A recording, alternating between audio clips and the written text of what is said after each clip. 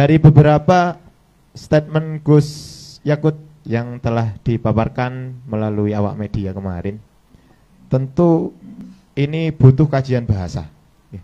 Butuh kajian bahasa. Oleh karena itu, bagaimana tanggapan dari ahli bahasa tentang statement Gus Yakut? Bahkan ada penafsiran, Pak, dari beberapa orang yang membandingkan suara adzan dengan suara anjing karena statement Gus Yakut yang seperti itu. Mohon penjelasannya dari bagaimana pendapat panjenengan dari sudut pandang bahasa. Terima kasih. Bismillahirrahmanirrahim. Assalamualaikum warahmatullahi wabarakatuh. Bismillahirrahmanirrahim. Alhamdulillahirabbil alamin. Allahumma shalli ala sayyidina Muhammad wa ala ali sayyidina Muhammad. Yang saya takdami dan saya muliakan para kiai, para ustadz, yang saya hormati seluruh narasumber pada malam hari ini. Berkaitan dengan viralnya video ya, penyampaian dari Menteri Agama yang ada di media sosial, dan perlu digarisbawahi tadi hostnya bilang ahli, mungkin saya bukan ahli ya. Karena nyun sewu mohon maaf, di sini juga ada guru bahasa Indonesia Ustadz Rafiul Ulum ya, ketua PAJ Ansor Senduro juga ahli bahasa juga.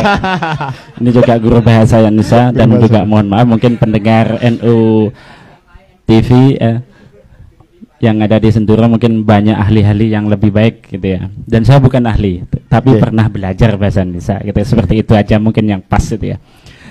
Kalau kita menyimak dari video itu, saya pribadi itu telah menyalinnya dari ujaran ya, ucapan ke teks gitu ya. Di sini saya mohon izin untuk membacakan gitu ya, supaya saya bacakan yang penting-penting saja. Tadi sudah dijelaskan sisi agamanya dan sebagainya.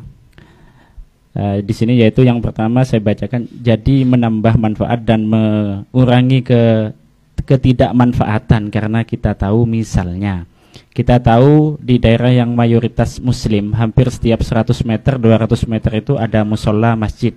Bayangkan kalau kemudian dalam waktu yang bersamaan mereka semua menyalakan toanya di atas, kayak apa? Itu bukan syiar tapi menjadi gangguan buat sekitarnya. Kemudian dilanjutkan dengan ujaran berikutnya.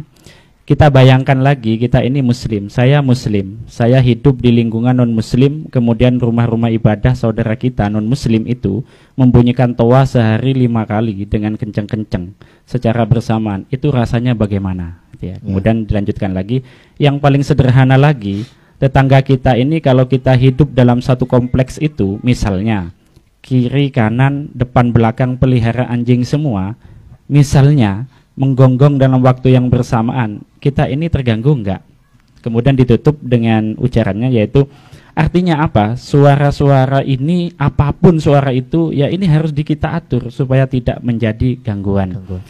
Kalau dari sisi bahasa itu ya, di sini saya mencoba untuk menganalisis dari linguistiknya, dari cabang linguistik yang pertama yaitu dari sisi sintaksisnya, yang mana sintaksis ini membicarakan masalah kata dalam hubungannya dengan kata yang lain. Gitu ya. Hasil analisis di sini berkaitan dengan yang menjadi viral itu karena ada menggonggong itu ya, mungkin. Kalau tidak ada menggonggong mungkin tidak viral, itu seperti itu. Saya lihat di sini analisisnya secara sintaksis itu tidak ada kata ya yang berkaitan membandingkan. Salah satu contohnya adalah konjungsi gitu ya. Konjungsi yang digunakan kata hubung biasanya kalau digunakan itu seperti gitu ya. Contohnya saya contohkan di sini yaitu ayah membunyikan sepeda motornya seperti ya, bunyinya bom ya. Itu kan seperti itu adalah contoh perbandingan ya, ya. Konjungsi perbandingan seperti itu. Setelah saya analisis kok tidak ada yang seperti itu di situ gitu ya. Berarti tidak ada dari struktur bahasa yang sedikit pun membandingkan. Ya, membandingkan tidak ada. Kemudian selanjutnya saya coba analisis lagi dari cabang linguistik yang berikutnya yaitu semantik ya. Semantik ini cabang linguistik yang mempelajari makna bahasa.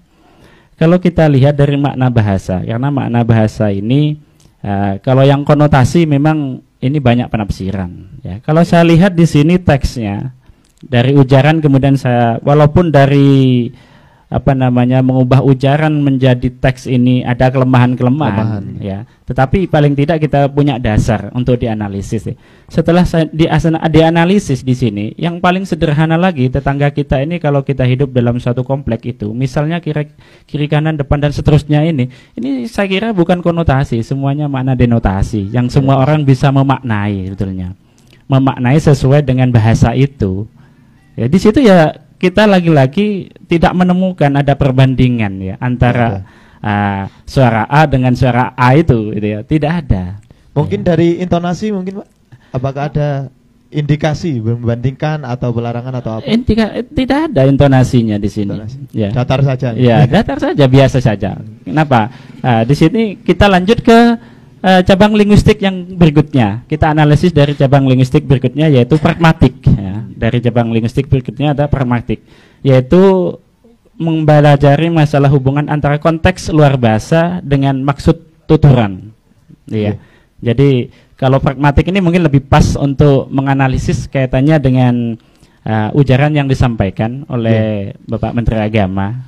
Kita lihat dari konteksnya bahwasanya pada saat itu saya lihat Pak Bapak Menteri ini sedang ditanyakan oleh wartawan ya, berkaitan dengan pengeluaran SE. Ya.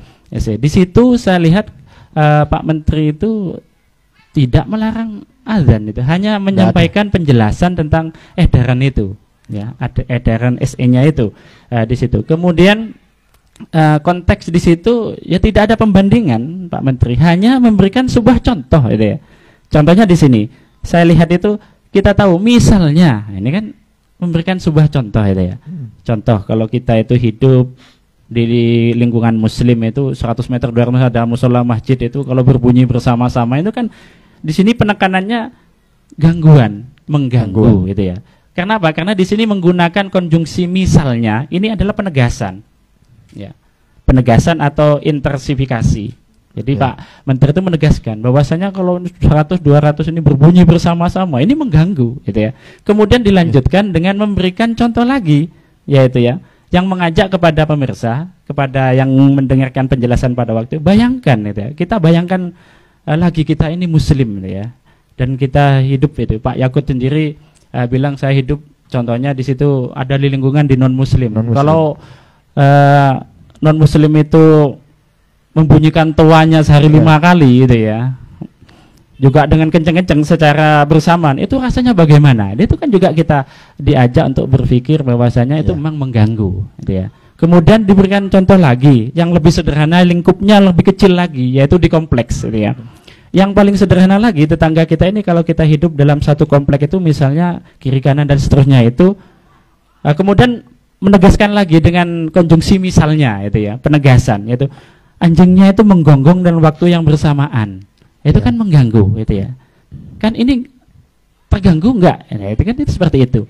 Jadi di situ tidak ada yaitu kata kalimat yang membandingkan antara suara A dengan suara A itu. Ya, tidak ada. Dari sisi linguistik, dari 3 cabang linguistik itu saya tidak menemukan. Tidak tahu kalau nanti mungkin ahli-ahli bahasa yang lain itu ya.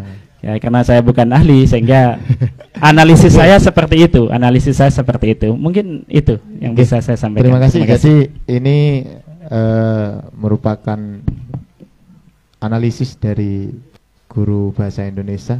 Beliau Bapak Lukman Hakim MPD, tapi bukan Lukman Hakim Saifuddin, bukan mantan Menteri Agama.